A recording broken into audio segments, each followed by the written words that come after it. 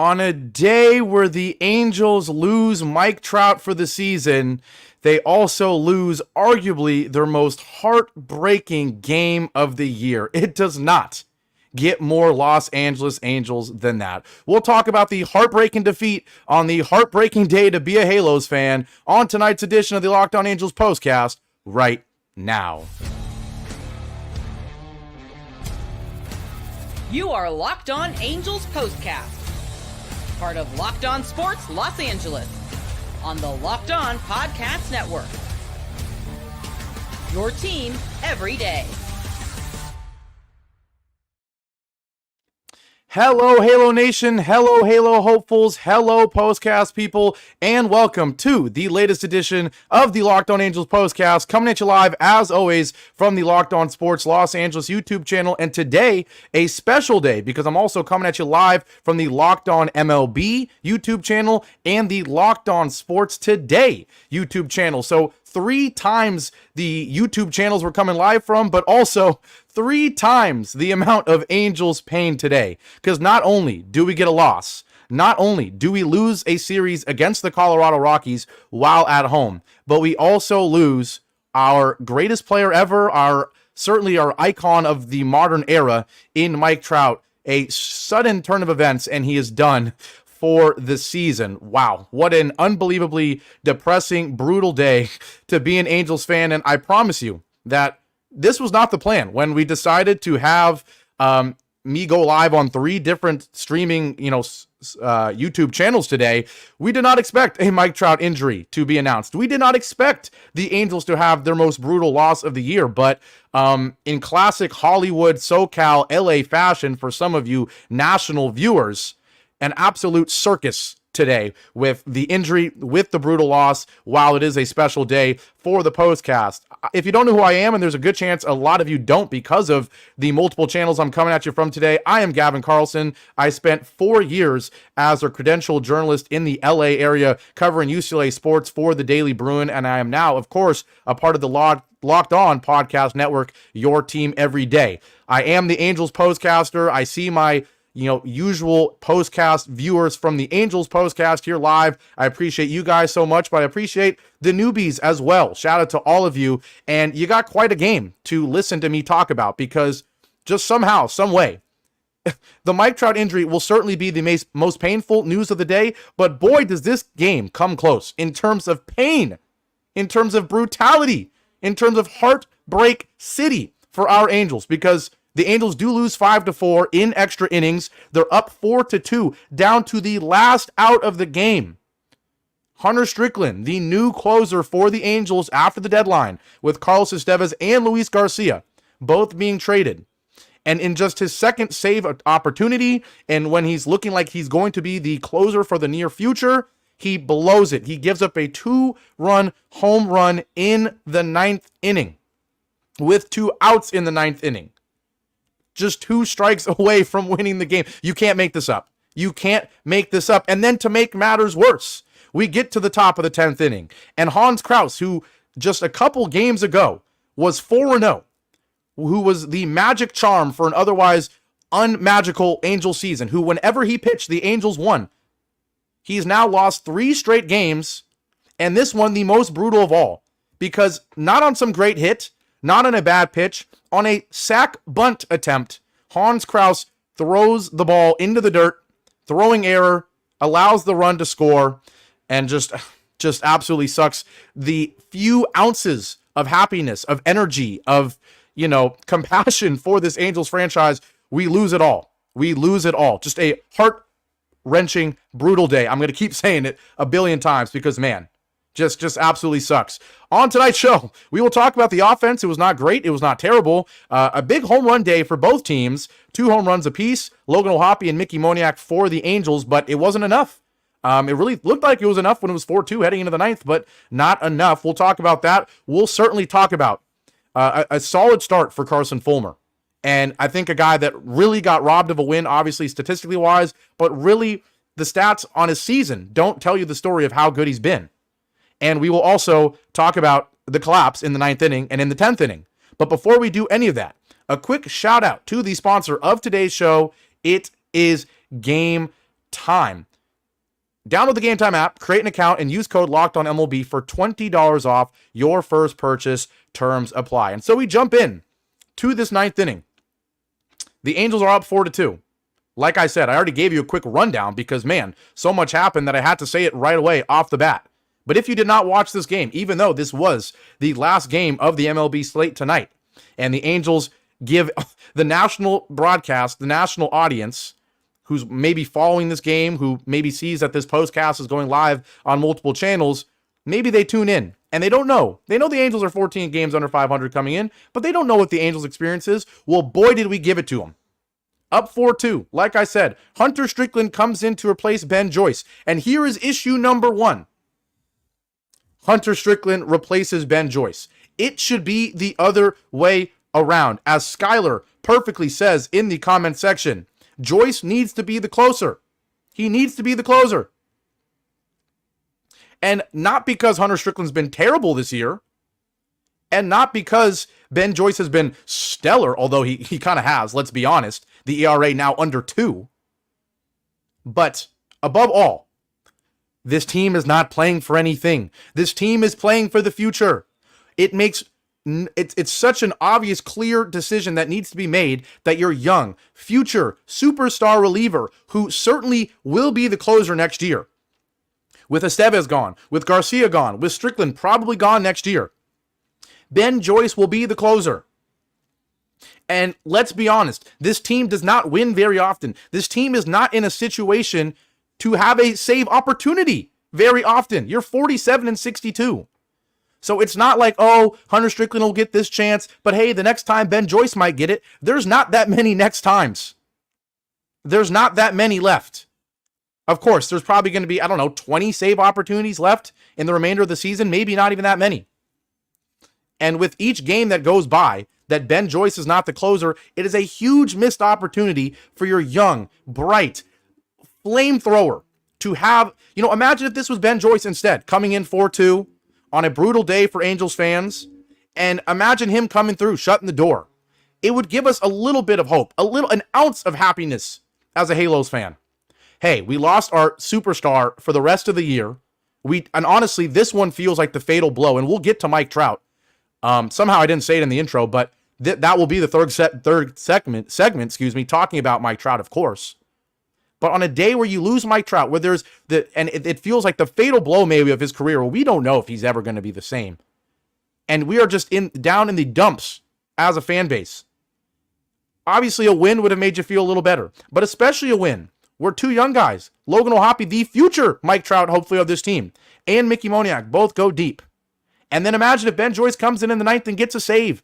He throws 102. He throws that sinker. He locks the door. We earn a series win. It would have made, it would have been a D- day still, because the Mike Trout injury is just so brutal. But it wouldn't have been an F- day, an F- day. A literally, up for debate, one of the worst days in the modern Angels era. When you consider that Mike Trout is gone, when you consider that there's no future, it feels like, because of how deadly or disastrous the deadline was, and not capitalizing enough. And I don't need to rant about that again, because I've done it the last 2 shows, and we've got enough to talk about. But long story short, as Skylar says in the comment section, as most Angels fans would agree, if this team was trying to win the World Series this year, Ben Joyce at this point is already a better pitcher than Hunter Strickland. So he should already be the closer. But even now that's not the case. He is also the future of the bullpen, and Hunter Strickland definitely is not. So there is no reason, absolutely no reason, why Ben Joyce should not be the closer. And I just got to say one more thing about this. I'm not saying this because of how the game went. I promise you. I know some of you guys are not viewers that see me every day. You're not Angels fans. But the Angels fans that do watch, they know that I try to be 100% honest. That I could have taken victory laps all the way around about Rengifo getting hurt the day after they should have traded him. But I also know that I wasn't always saying trade Rengifo the same way I was for Taylor Wood or Tyler Anderson. Right? I tried to be honest. And I will be honest in saying that watching this game, in the 8th inning, the second Ben Joyce came on the mound, I'm thinking, why is he pitching in the 8th and not the 9th?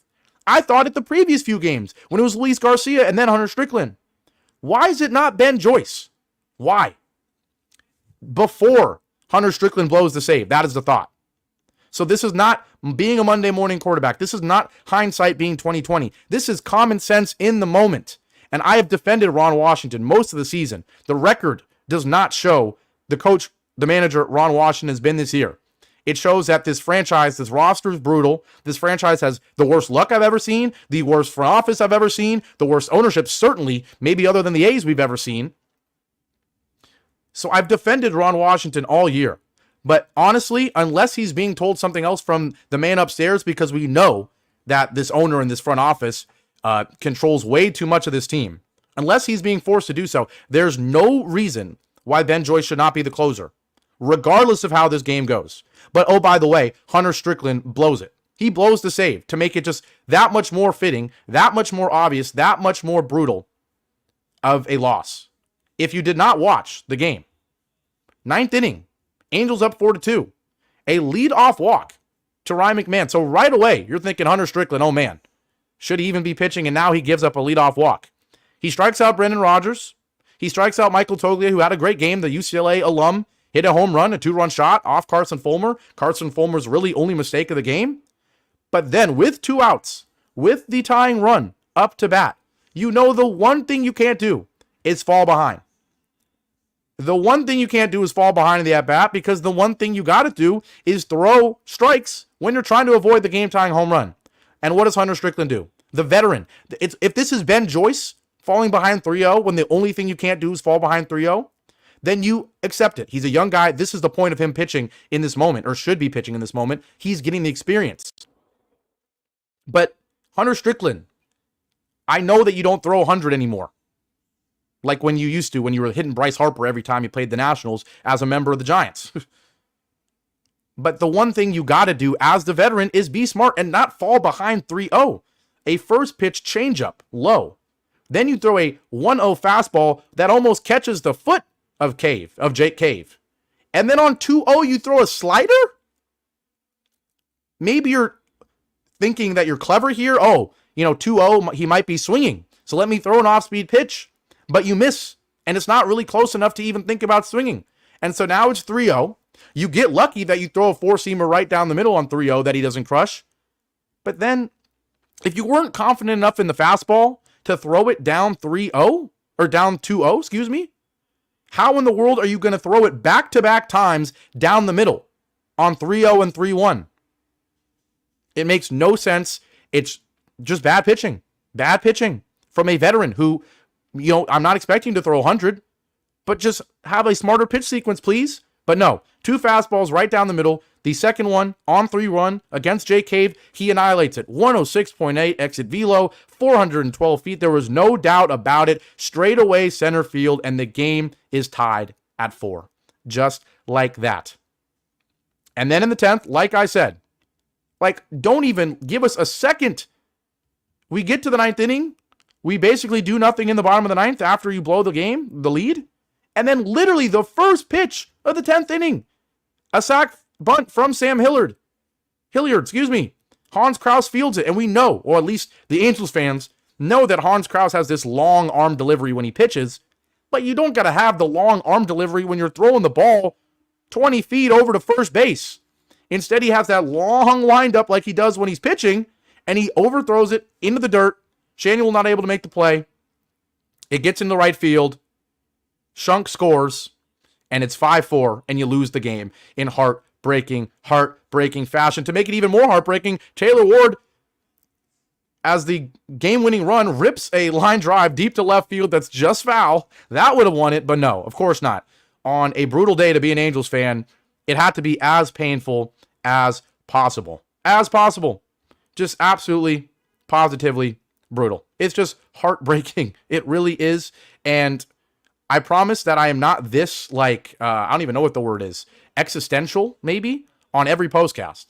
For the people that don't watch me every day, I am not this existential. I am not this, oh my God, it's the end of the world on every single postcast. But tell me, if you are not an Angels fan, if you're a new person here, or if you are an Angels fan, tell me what other emotion you're supposed to have on a day like today, other than utterly deflated in every way. Just utterly deflated. Brutal loss. Mike Trout out, which we'll get to in greater detail in a couple breaks.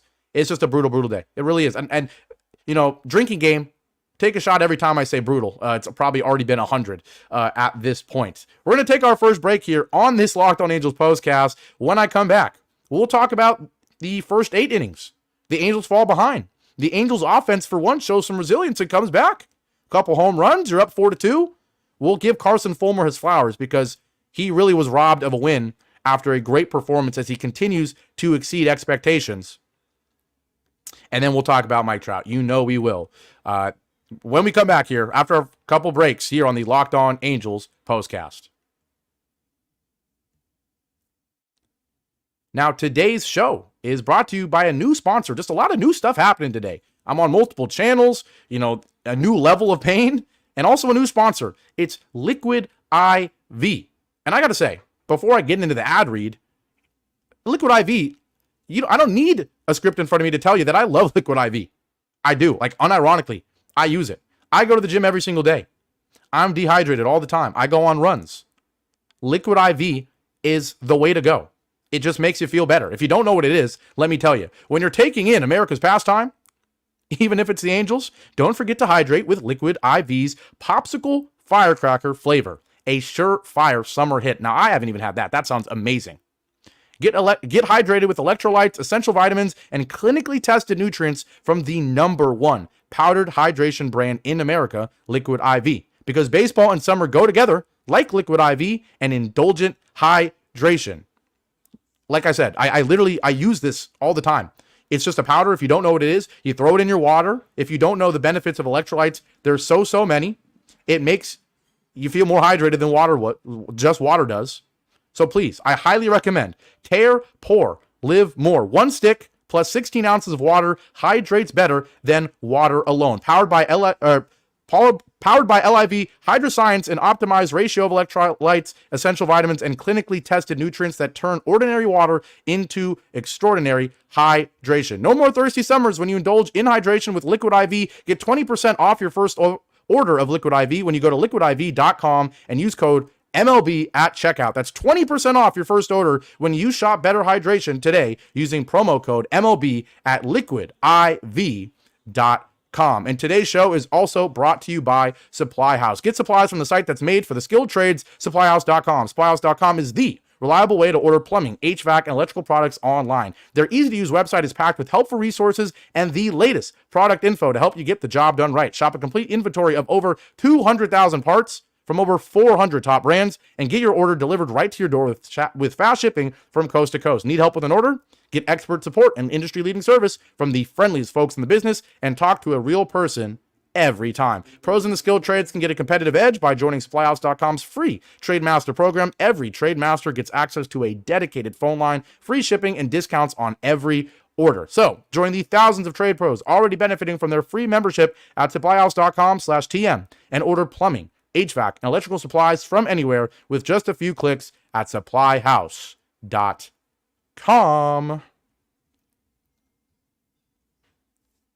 Back here live on the Locked On Sports Los Angeles YouTube channel, the Locked On MLB YouTube channel, the Locked On Sports Today YouTube channel, and after the fact, wherever you get the Locked On MLB daily podcast feed, the Locked On Angels daily podcast feed. So many avenues today to listen to this postcast, and so fitting.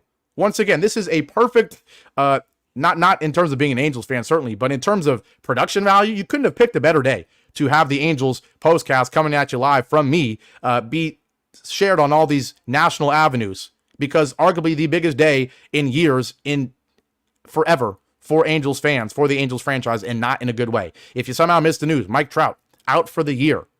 Suffered multiple setbacks and apparently has re-torn that meniscus in his knee, and he will not play for the rest of the year, playing just 29 games this season. He's missed more games than he's played in the last 4 years. He has not played 120 games, since 2019. Some heartbreaking stats, some really, really heartbreaking stats. Before we get more into the Mike Trout news, because we certainly will talk about it in greater detail, we have to quickly talk about the remainder of this game. I spent the first 15 minutes of this podcast just talking about the last 2 innings Because, boy, it doesn't get more eventful than blowing a 4-2 game and then blowing it in the 10th.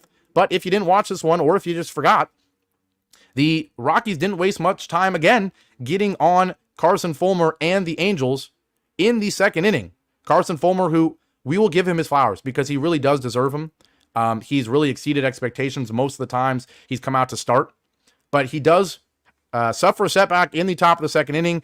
He gives up a one-out single to Brendan Rodgers, and then Michael Toglia, once again, the UCLA alum, hits a 2-run shot on a liner to center field. He hit it pretty well, 388 feet on an 0-1 fastball right down the middle. Kind of sounds similar to that Hunter Strickland home run that he gave up. But other than that, Carson Fulmer was great. And this is why he deserves his flowers. He, if you don't know, if you're not an Angels fan, this guy is a hybrid reliever starter. Certainly was not supposed to be in the rotation this year, but because of Patrick Sandoval being out, because of Reed Detmers, Chase Silseth being out, because of the brutal fill-ins in Zach Plesac and Kochowitz, and I'm blanking here. Davis Daniel, who's been okay sometimes, was good actually yesterday. But because of all of this, Carson Fulmer has been called upon to kind of have a career resurgence. In his career, he's got a 5.38 ERA, but in 2024, it's 3.69. And he has not given up more than 3 runs in a start in a month and a half.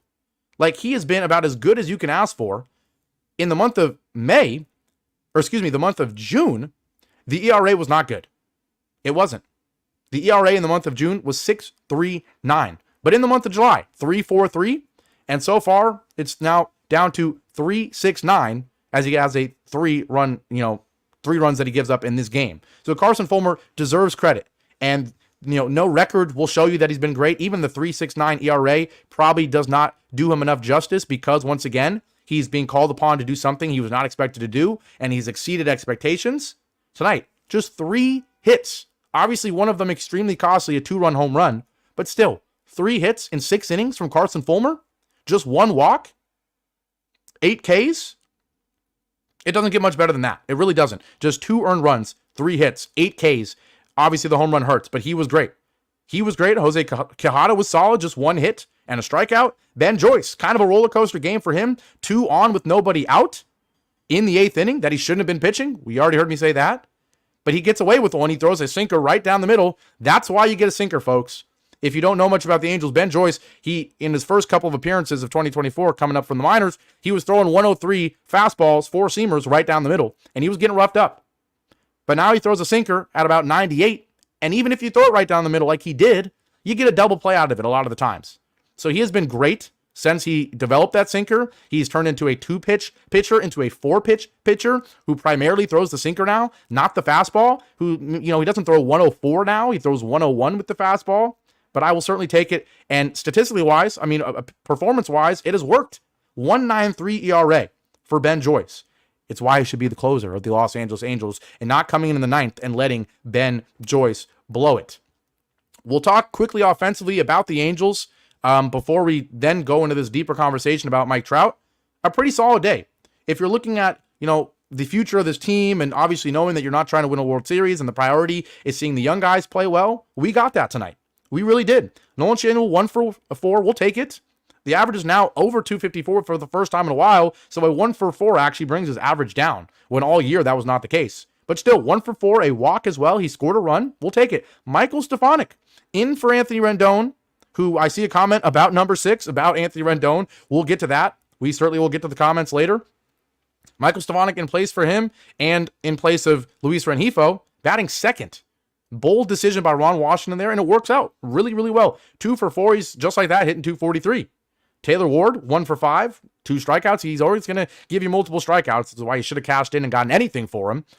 But obviously the big guys of the night, Logan O'Hoppe, just 1 hit, just 1 for 5. But when you hit a 2-run shot, with the way the Angels play this year, home runs being the majority of the offense, we'll take it. We will take it. 2-run shot from him. Mickey Moniak, 2 for 4 with that solo shot as well. Love to see that. He's still hitting just 211, but we'll take it. Other than that, nothing great. Adele, 1 for 4, but Drury was awful. He's probably the worst baseball player I've ever seen in 2024. Brandon Drury blows. He is terrible, but a good offensive performance. You score 2 runs in the 4th. You score 1 run in the 6th. You score 1 in the 7th. Is 4 runs a lot? No. Is it a lot against the Rockies, who are no good? No. Is the magic number for the Angels typically 5, and he only scored 4? Yes. But at the end of the day, you're up 4-2 going in the 9th inning. It's not a great offensive performance, but it should have been good enough. And obviously the story of the game is the bullpen collapse in innings 9 and 10 from Hunter Strickland and Hans Crouse. We're going to take our last break here on the Locked On Angels Postcast, and when I come back, I'll read your comments, as I always do, and a lot more comments today because we are on a lot more YouTube channels, and of course, we'll get into this painful, deep, important conversation about Mike Trout. Is this the beginning of the end for one of the greatest players in the modern baseball era? We'll talk about that and more after our last break here on the Locked On Angels Postcast. Now, today's show is finally brought to you by Game Time. Once again, another sponsor that I genuinely, absolutely love. If you somehow don't know, Game Time is now an authorized ticket marketplace of Major League Baseball, which means getting tickets is faster and easier. Here's the key with Game Time. Prices on the Game Time app actually go down the closer it gets to the first pitch. There's killer last-minute deals, all-in prices, views from your seat, and their lowest price guarantee. It's what makes Game Time the best place to get tickets, and it makes Game Time the place to take the guesswork out of buying MLB tickets. If you don't know what flash deals are, what zone deals are, what all-in pricing is, it's some of the best parts of Game Time. All-in pricing, it actually tells you the price after the fees, after taxes. It doesn't tell you that the ticket's $60 and then you go to hit buy and then suddenly it's $110 because of fees. It doesn't do that. It tells you the actual price. There's flash deals, there's zone deals. I told a story on a previous postcast. I literally, in a matter of 4 days, used Game Time 3 times to go to a New York Liberty game, a New York Yankee game, and a Chelsea soccer game in 2 different cities, by the way, in a 4-day span. And all 3 times, I bought the ticket on the way to the game and got it for about as good of a deal as possible. So please, take the guesswork out of buying MLB tickets with Game Time. Download the Game Time app, create an account, and use code LOCKEDONMLB for $20 off your first purchase. Terms apply. Again, create an account and redeem code LOCKEDONMLB for $20 off. Download Game Time today. Last-minute tickets, lowest price, guaranteed.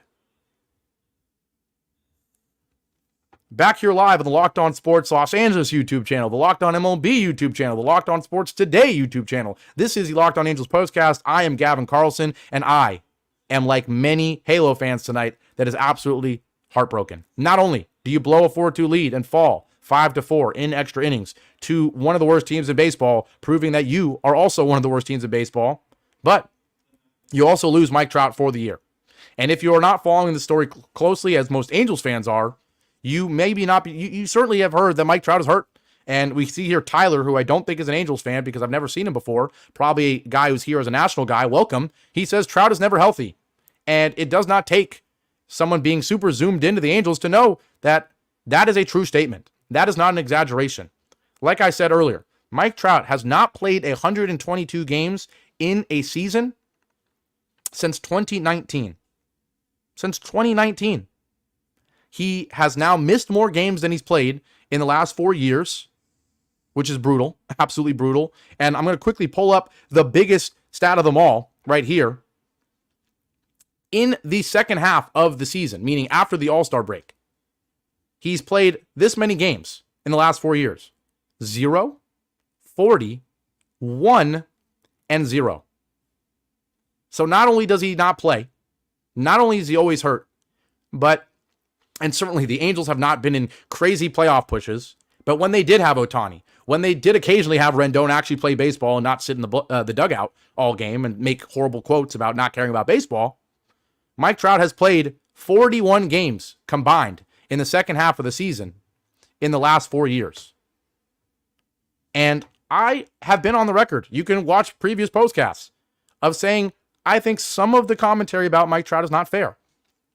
Talk about him not caring about the team, about him not prioritizing winning and prioritizing his stats and whatnot. I don't think that is fair. Like I've said, and I'll say it again, unless you are the most gifted athlete on planet Earth, there is no way that you win 3 MVPs and are one of the greatest players of your era without giving absolutely everything you have to the game of baseball. The argument can be made that he's given everything a little too much. Maybe he's gotten a little too strong, a little too bulky for an outfielder who tries to make diving catches, who tries to still be elite on the bases, who tries to make phenomenal plays, who tries to use his athleticism. Maybe he's gotten a little too strong up top. Maybe the shoulders are a little too wide. But once again, that is not a criticism of his effort, of his attention to detail, of his passion for baseball and for these Angels, who, by the way, these Angels have given him nothing. Let's be honest here. Sure, the last 4 years will absolutely hurt his legacy within our Angels community and overall, nationally, historically. Now there's questions. I'm reading headlines saying, is Mike Trout still a Hall of Famer? Sure, first ballot? Unanimous? When you suddenly don't play baseball for the last 4 years? Of course, this will taint his legacy. But one thing it should not taint is his, the legacy of his character, of his passion. He is not taking things easy in terms of caring about this team that, once again, has given him nothing. Because let's not forget, before these 4 years, Mike Trout won 3 MVPs and did not play a playoff game. All right? So I still do not appreciate, and I'm not being a homer, I'm not being defensive, I'm being unbiased. I don't love some of the conversations about Mike Trout. Now, if you want to talk about, like I said, him probably being a little too bulky up top, and not in an overweight way, because like I said, he gives everything to baseball, but in a maybe too muscular and strong way. Maybe the knees can't handle it. I will certainly criticize that. The latest talk has been this year about how he's not waiting until he's 90% to come back.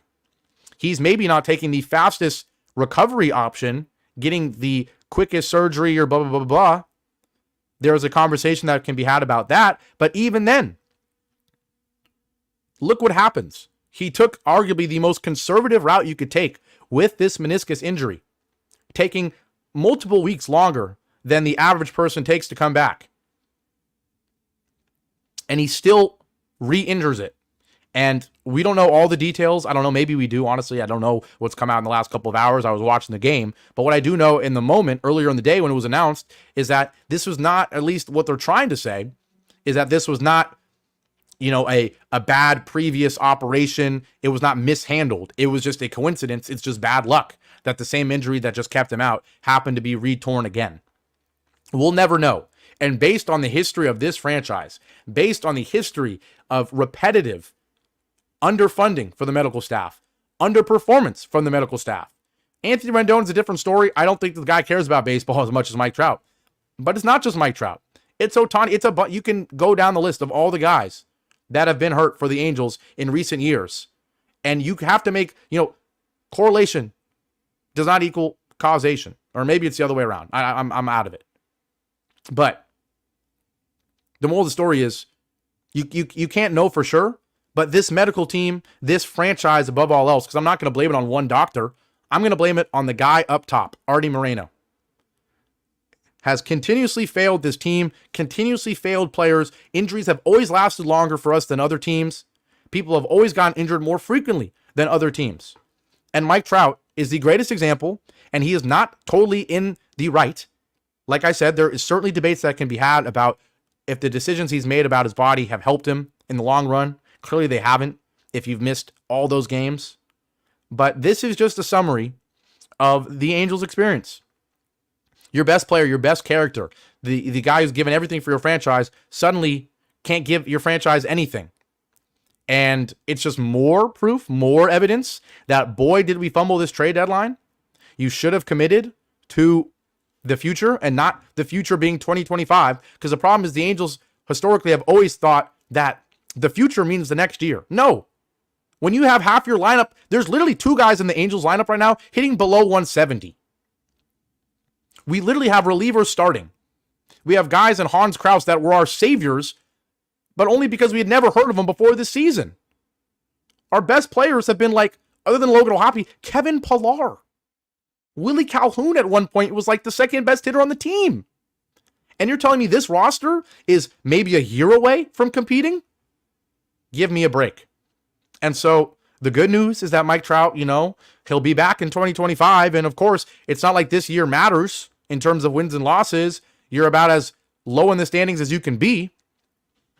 But it's just more reason that it makes no sense that more players were not traded at the deadline. Because as much as we expect Mike Trout to come back, and as much as we hope he actually plays half the year I'm not even asking for the whole year. I'm asking for half the year at this point. Even with that, he's still a rusty Mike Trout coming off another season-long injury with a roster that is going to finish maybe with 100 losses. This team is not doing anything in 2025. I'm sorry. I hate to break it. This team is not a player away. We kept, people in certain circles were trying to say that we were Mike Trout coming back away. No, we are a whole lot away from competing anytime soon. And boy, does this day show it in so many regards. Not only the Trout injury, but the loss, the collapse, the mismanagement, certain guys pitching that shouldn't even be pitching in certain moments. This is brutal. It's absolutely brutal. Now, I'm way over time because quite an eventful day. We'll quickly speed through these comments. Angels win, says tough loss, tough day to be an Angels fan. Absolutely. Shout out to Jeff, always in here. He says another loss. He's always checking in from work. Appreciate you. Anaheim Angel, exactly. 53 more games of this. Please, for the love of God, no. Just lose. At this point, just lose 4-0. I cannot take a game like this where you're up 4-2 and blow it. Foot Alex says, DFA some relievers, for real. Sell Taylor Ward for anything. Well, it's too late now. Deadline already passed.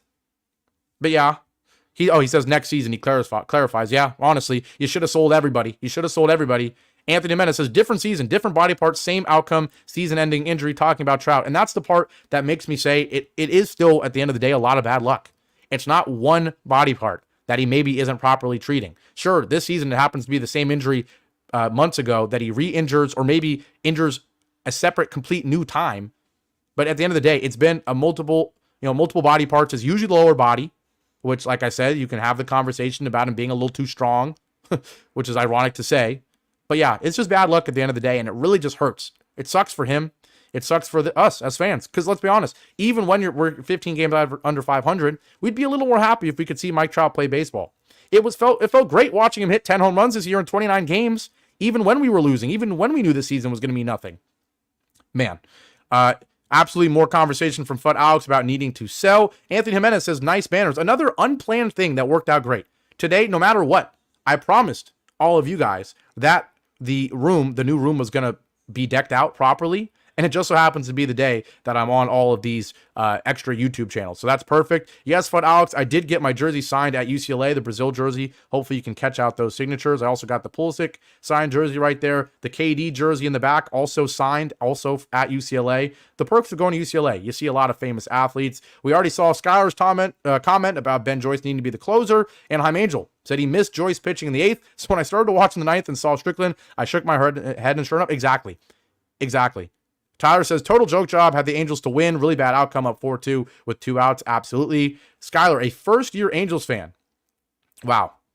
Welcome to pain. Michael says, as long as number 6 is on the team, they will never win. They are cursed since giving this guy the worst contract in the history of sports. It really is, and now this Mike Trout contract doesn't look much better, honestly, at least in the near future. Need new doctors. They always seem to misdiagnose injuries. The blame goes to Artie Moreno. It doesn't go to one doctor. It goes to the guy up top who has done everything wrong. And Warbird TBF says, it's amazing with how mediocre this club is, especially with the pitching. They don't have a Chicago White Sox type record. They're getting there. It's not quite that bad because at the end of the day, the White Sox, like the Marlins, like other teams, they know that they're no good and they play young guys, even if they're not the best guys in the lineup. The Angels still try to play all their best players every night, even if they're 40, because they have this delusional thing that they think they're going to win games and they care more about entertaining the fans in the stands than maybe entertaining fans in the stands 2 years from now by planning for the future and trying to win games. The record isn't great. It isn't as bad as the White Sox, but it is not great. But with all that being said, a really, really long show today. Try to keep it around 30 minutes. Usually go a minute or two over. Today, way over, but just a lot to talk about. Also, a special circumstance with all the channels we are streaming to. But with all that being said, Angels lose 5-4. They also lose Mike Trout for the season. I'm Gavin Carlson. This was the Locked On Angels Postcast. If you are new, please leave a like on whatever YouTube channel you're getting this on. Subscribe to whatever YouTube channel you're getting this on. And if you're new, also head on over to Locked On Angels Postcast. After every single Angels game, I will be here breaking down the game, talking about baseball as a whole. Clearly, we don't just talk about the Angels. We talk about what it means for the future of the team and really for the league, to be honest. So thank you so much to everybody, all the new people, all the returners. I appreciate you all so much. Once again, I'm Gavin Carlson. Enjoy the rest of your Thursday night. Have a great upcoming weekend. And for you Angels fans and for everybody else, I'll be back here after every single Angels game as always. Take care, everybody. And whether you like the Angels or not, go Halos. Good night, everyone.